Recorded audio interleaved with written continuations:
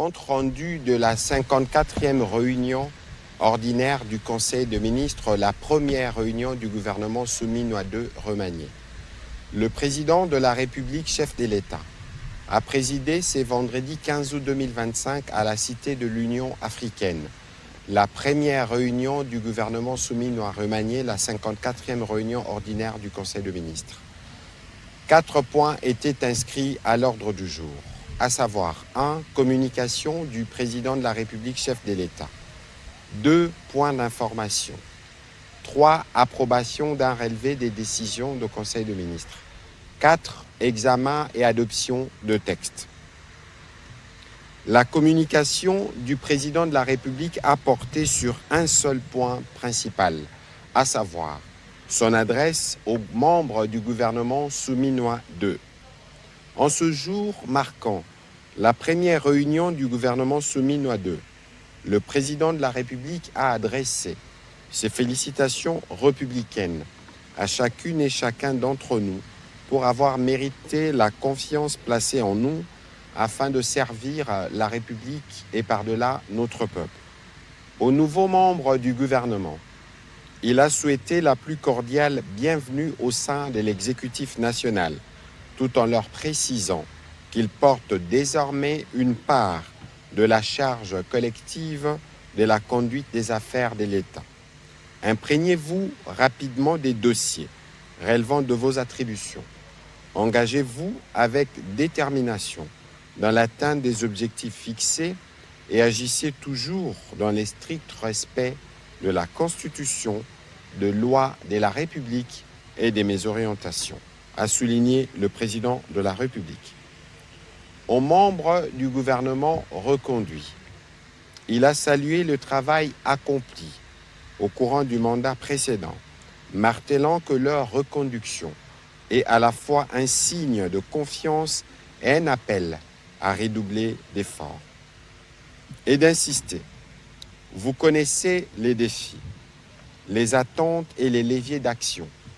Il vous appartient désormais de produire des résultats plus visibles et plus tangibles.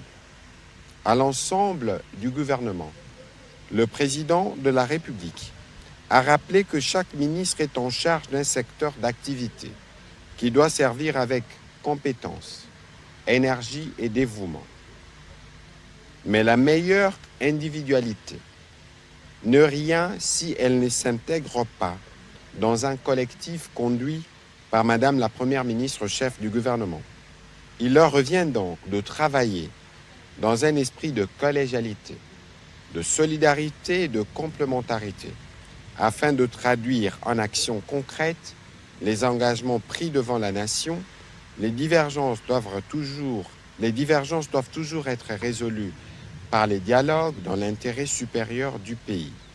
Dans l'exercice de vos fonctions, a dit le président de la République, il a invité les membres du gouvernement à incarner les valeurs morales et républicaines qui doivent guider toute action publique. Loyauté envers la nation, sens élevé de l'État, probité, humilité, patriotisme, esprit de sacrifice et d'exemplarité.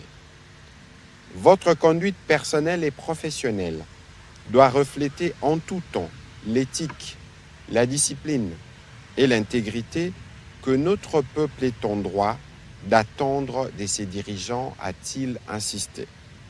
Pour les ministres et disposants des vice-ministres, le président de la République leur a instruit de veiller à instaurer une collaboration franche et loyale dans le respect strict des attributions de chacun afin de garantir la continuité et l'efficacité de l'action gouvernementale.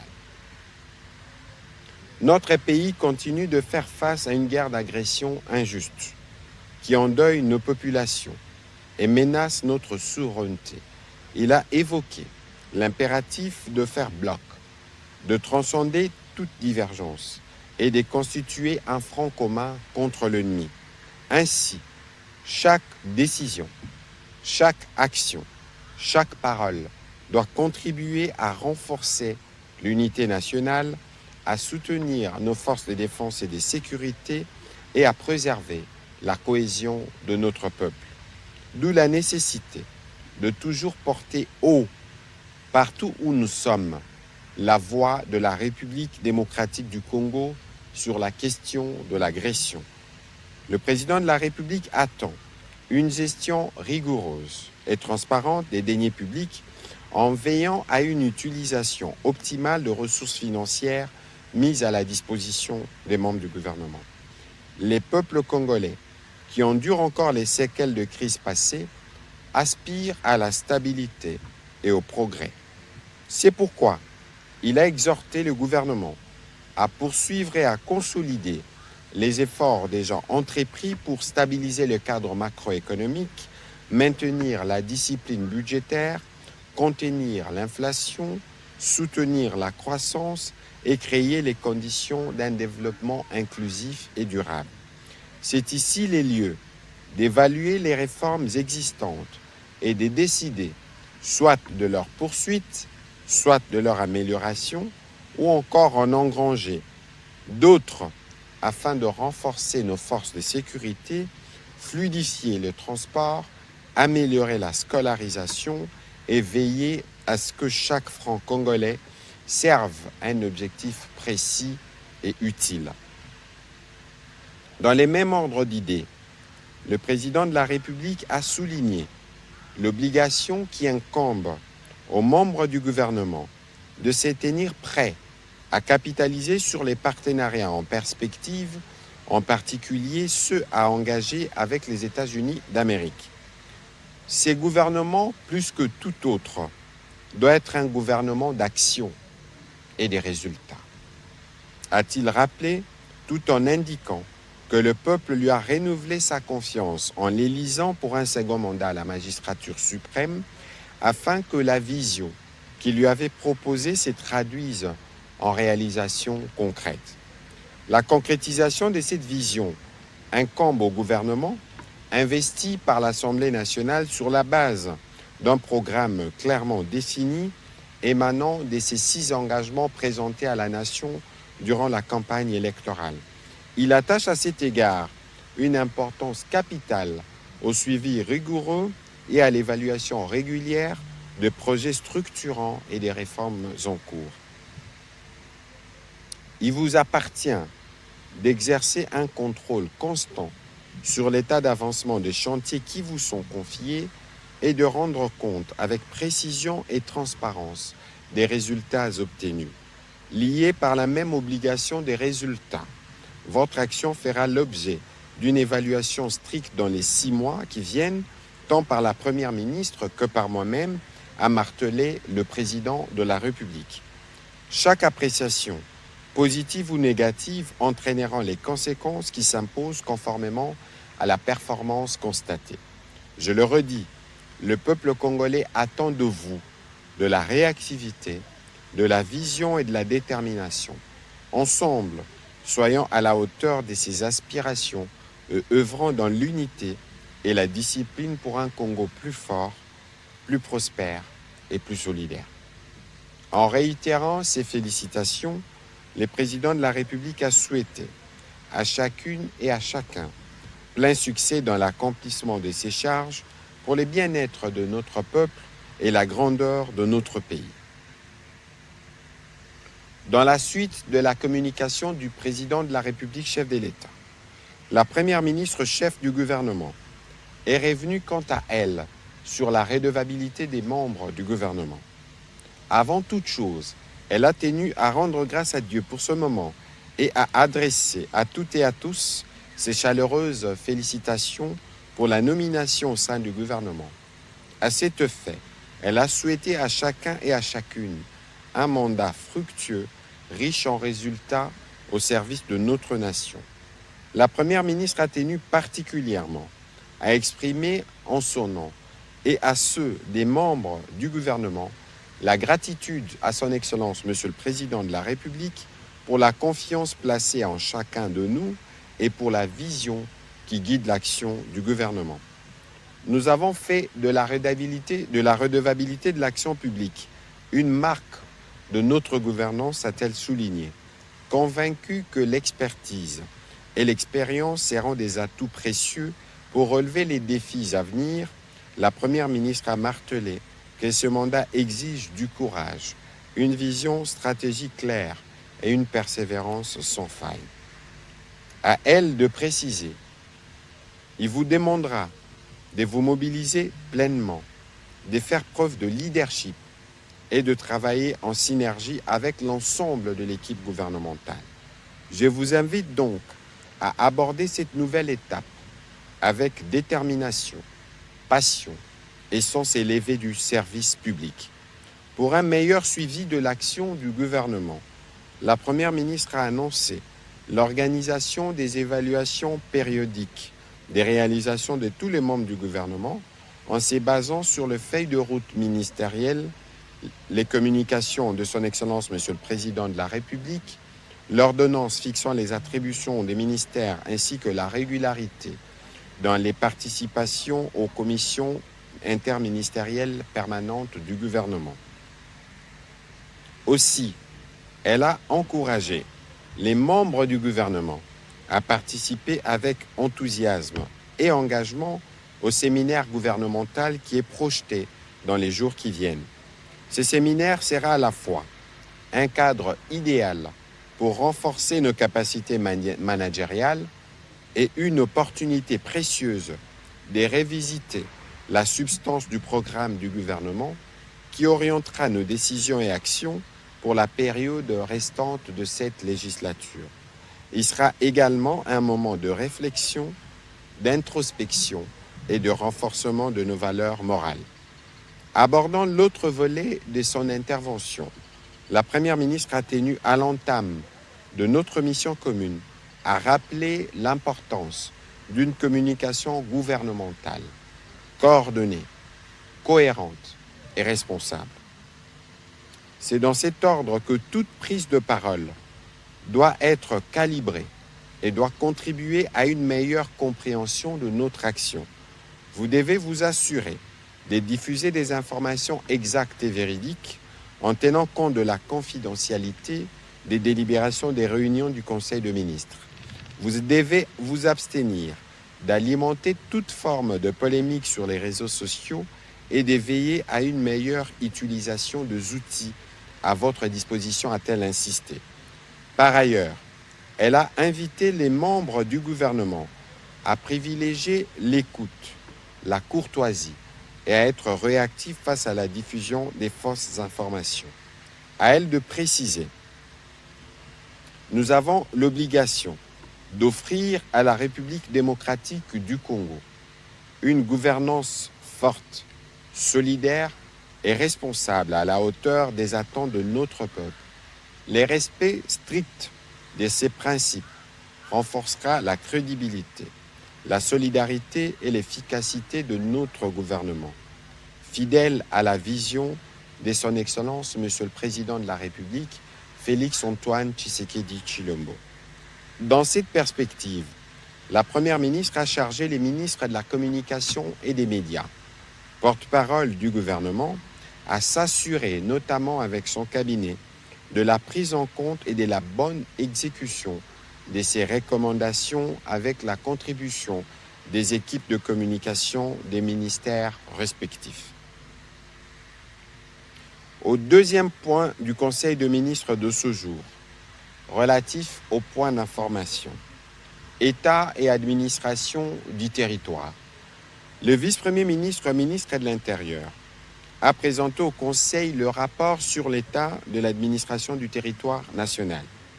Au cours de la semaine qui s'achève, l'état d'esprit de la population demeure globalement calme, a été marqué par la nomination suivie de la prise des fonctions des membres de la nouvelle équipe gouvernementale, dont les délégués de la société civile et de l'opposition politique. Les réactions de la population en divers sens à la suite de la sanction infligée par les États-Unis aux sociétés minières qui collaborent avec le groupe terroriste et rebelle AFC M23. Sur le plan politique, et conformément aux instructions de la haute hiérarchie, au cours de la 44e réunion du Conseil de ministres relative à la stabilité des institutions provinciales, le vice-premier ministre a informé le Conseil de la tenue dans les jours qui viennent des assises de 3 jours avec les membres de bureau des 26 assemblées provinciales pour les sensibiliser sur le respect strict de ces instructions. Après avoir fait le tour d'horizon de la situation sécuritaire de toutes les provinces, il a fait les points sur les catastrophes et sinistres ainsi que les mesures qui ont été prises pour y faire face. Par ailleurs, il a informé le Conseil du début du processus de désactivation des sites de prise en charge de sinistrés des inondations du 5 avril 2025 à Kinshasa. Conformément aux orientations du Conseil de ministres, il a été lancé le 13 août 2025 l'opération des paiements aux ménages sinistrés sur les sites du stade des Martyrs. 689 ménages ont été payés et transportés à leur destination avec l'appui de la société Transco. Le 15 août 2025, le paiement repris, à l'exception d'une centaine de fraudeurs à ce jour. 357 ménages ont été payés à Tata Raphaël. La désactivation complète du site est prévue pour ce vendredi. Avant de conclure son point d'information, le vice-premier ministre a aussi informé les conseils des mesures qui ont été prises à la suite des troubles sécuritaires qui ont été observés les jeudis 14 août 2025 à Kindu dans la province du Maniema, à la suite des affrontements entre les éléments d'un groupe Wazalendo et les forces de l'ordre. Un appel au calme a été lancé et un couvre-feu a été décrété dans la ville à partir de 20h30 jusqu'à 5h30. Il a terminé son rapport par la situation aux frontières, notamment avec la République du Congo et l'Angola. Au nom du vice-premier ministre, ministre de la Défense en mission, le vice-premier ministre, ministre de l'Économie nationale, a informé les membres du Conseil de la situation sécuritaire, principalement dans le Nord et les Sud Kivu. Il a indiqué que la situation se caractérise principalement par les flagrantes violations par les agresseurs des accords de Washington et de l'accord de Washington et de la déclaration de principe de Doha, ainsi que des dispositions pertinentes de la résolution 2773 du Conseil de sécurité de l'ONU. En effet, il s'emploie à mener des attaques contre les positions de forces armées de la République démocratique du Congo, accompagnées des recrutements forcés de mineurs. Sur un autre volet, il a fait les points sur les opérations de défense dans d'autres provinces, y compris dans les triangles Kinshasa, Grand Bandundu et Congo central. Note d'information relevant du secteur de l'éducation nationale. La ministre d'État, ministre de l'Éducation nationale et Nouvelle Citoyenneté, a présenté aux membres du Conseil la note d'information relative à la publication de premiers résultats de l'examen d'État 2025 ainsi que la sécurisation du processus. Elle a indiqué que ces temps records et les résultats d'une série d'innovations technologiques majeures introduites par son ministère pour renforcer la transparence, la crédibilité et l'intégrité du processus d'évaluation. Les innovations introduites visent à répondre à plusieurs défis, notamment la tricherie et la manipulation des données, afin de restaurer la crédibilité des examens nationaux. La ministre d'État a succinctement présenté les innovations qui ont permis cette publication rapide et sécurisée. Il s'agit notamment de la mise en place d'une réforme numérique, incluant des centres provinciaux modernes de scannage dans quelques provinces, permettant ainsi de réduire les délais de traitement des résultats de 30 à 40% pour ces provinces, ainsi que les coûts logistiques. Une technologie interne basée sur l'intelligence artificielle a été déployée pour automatiser la correction de cahiers d'items. Cette innovation garantit non seulement une plus grande fiabilité et cohérence des résultats, mais a également permis de multiplier la vitesse de traitement par 10. La capacité des scannages est en effet passée de 8 à 10 copies par minute avec l'ancien système à une vitesse remarquable de 80 à 100 copies par minute. les lancements précoces du processus des corrections dès les deuxièmes jours de l'examen d'État pour les provinces de Kinshasa-Moamba, du Kassa oriental et du Haut-Katanga, du Kassa oriental 1 et du Haut-Katanga 1, a été un facteur déterminant dans la rapidité de la publication. L'introduction d'une plateforme e-diplôme sécurisée par la technologie blockchain assure l'infalsifiabilité des titres scolaires et renforce la crédibilité du système éducatif. Les attestations des réussites sont également toujours disponibles pour les lauréats. La ministre d'État a également présenté les caractéristiques, les performances et l'efficacité de l'intelligence artificielle développée avant de donner aux membres du Conseil les tendances des lauréats pour les examens d'État 2025. Comme chaque année, les résultats seront publiés de manière progressive jusqu'au 24 août 2025. Elle a noté un fort taux de réussite de jeunes filles dans les filières considérées jusqu'à peu comme des filières essentiellement masculines. Au troisième chapitre du Conseil de ministres de ce jour, relatif à l'approbation d'un relevé des décisions, les membres du Conseil ont approuvé le relevé des décisions de la 53e réunion du Conseil tenue le 25 juillet 2025. Au dernier chapitre du Conseil de ministres de ce jour, relatif à l'examen et à l'adoption de textes. 1. Projet d'ordonnance-loi. Les ministres d'État, ministres de la Justice et gardes-sceaux a soumis au Conseil pour examen et approbation le projet d'ordonnance-loi portant autorisation de la prorogation de l'état de siège sur une partie du territoire de la République démocratique du Congo, prenant cours le 20 août 2025. Après débat et délibération, le Conseil a approuvé ces projets d'ordonnance-loi. Projet de décret.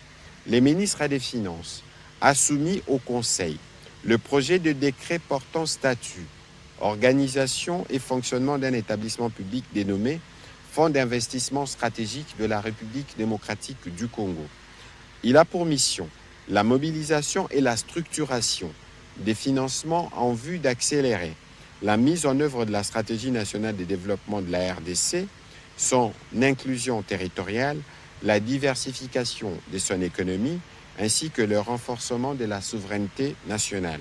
Les attributions lui confiées consistent notamment à mobiliser et structurer des financements innovants, à investir dans les actifs stratégiques, y compris les infrastructures, l'immobilier, l'énergie, les technologies émergentes, l'agriculture et l'industrie, afin de stimuler les développements économiques durables et ceux en adéquation avec le programme d'investissement public.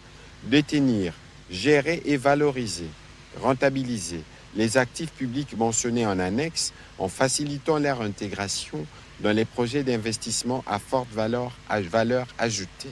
Assurer une gouvernance transparente et rigoureuse en matière de gestion des fonds publics, des bonnes pratiques et des normes environnementales et sociales en respectant les principes de responsabilité financière et de performance. Promouvoir l'éco-investissement avec ses propres ressources aux côtés des partenaires institutionnels et privés, tant nationaux qu'internationaux, pour accroître la capacité d'investissement et optimiser la rentabilité des actifs du fonds. Servir de levier financier pour les développements du pays en facilitant l'accès aux financements internationaux et en participant à des initiatives stratégiques en faveur de la croissance et de la création d'emplois et les développements du secteur privé national. Et assurer enfin la gestion fiduciaire de certains projets d'investissement publics lui confiés par le gouvernement, financés sous ressources propres et ou extérieures, conformément à la réglementation spécifique applicable et des exigences économiques. Après débat et délibération, le Conseil a approuvé ces projets de décret. Commencé à 14h11, la réunion du Conseil de ministres a pris fin à 15h16. Je vous remercie.